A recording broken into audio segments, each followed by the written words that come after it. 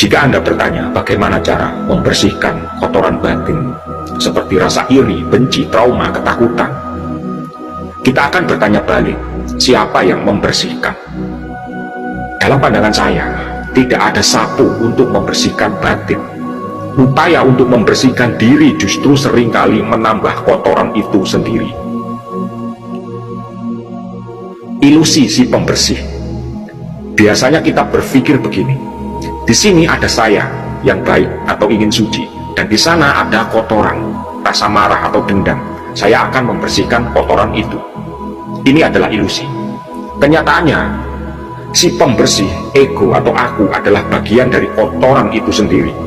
Ego Anda yang ingin menjadi suci atau baik hanyalah bentuk lain dari keserakahan atau ambisi spiritual. Sadari saja bahwa Anda adalah kotoran itu. Anda bukan entitas terpisah yang sedang mengamati kemarahan. Anda adalah kemarahan itu. Ketika pemisahan ini hilang, konflik berhenti. Lalu jangan menggunakan waktu psikologis. Kita sering berpikir, saya sekarang pemarah, saya akan berlatih meditasi agar besok atau tahun depan saya menjadi sabar. Ini adalah penggunaan waktu psikologis. Kita menolak konsep evolusi batin bertahap. Jika Anda memberikan waktu besok atau nanti, Anda sebenarnya memberi izin kepada kotoran itu untuk tetap hidup hari ini. Anda mentoleransi kotoran itu dengan alasan sedang proses belajar. Pembersihan harus terjadi seketika, instan. Perubahan harus berupa mutasi radikal, sekarang juga, bukan hasil latihan bertahun-tahun. Lalu nyalakan cahaya, jangan menyapu gelap. Bayangkan sebuah ruang gelap, batin yang kotor. Apakah Anda akan mengambil sapu dan mencoba menyapu kegelapan keluar? Tidak akan bisa. Yang Anda lakukan adalah menyalakan lampu. Saat lampu nyala, kegelapan hilang seketika tanpa usaha. Lampu itu attention, perhatian penuh atau kewaspadaan murni. Kegelapan itu kotoran batin, kondisi tanpa sadar. Sorot rasa iri, benci, atau takut Anda dengan cahaya perhatian penuh.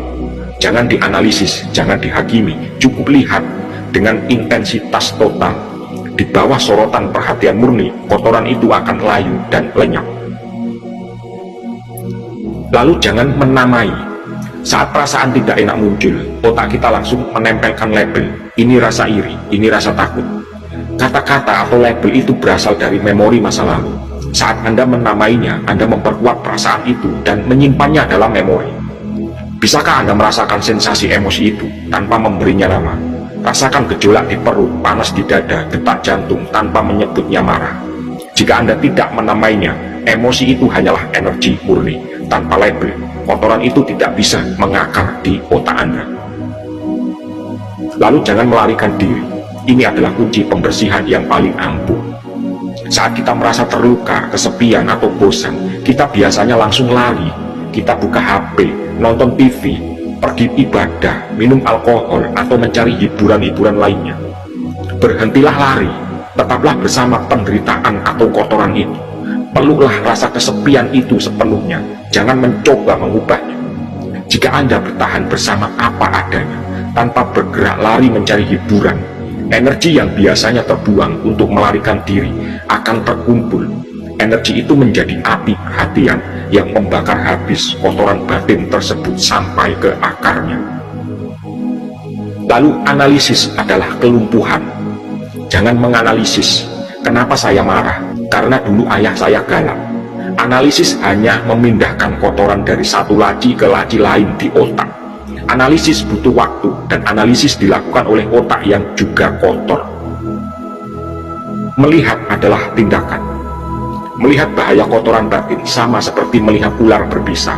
Saat Anda melihat ular kobra di depan kaki, Anda tidak menganalisis, Anda tidak berdiskusi, Anda langsung melompat. Kecerdasan spiritual adalah ketika Anda melihat rasa iri sebagai racun yang mematikan, dan seketika itu juga Anda meninggalkannya tanpa argumen. Itulah pembersihan sejati. Ringkasnya, untuk membersihkan batin, saat rasa negatif, misal kebencian, muncul, berhenti total, jangan lari, jangan menekan. Sadarilah bahwa tidak ada Anda yang terpisah dari kebencian. Anda adalah kebencian itu. Amati rasa itu seperti Anda mengamati permata berharga atau binatang buas, dengan penuh perhatian dan kehati-hatian. Dalam pengamatan yang hening dan intens itu, tanpa kata-kata, kotoran batin akan kehilangan energinya dan gugur dengan sendirinya. Melihat adalah meledakkan. Ketika Anda benar-benar melihat kotoran batin tanpa penghalang ego, penglihatan itu sendiri yang menghancurkannya.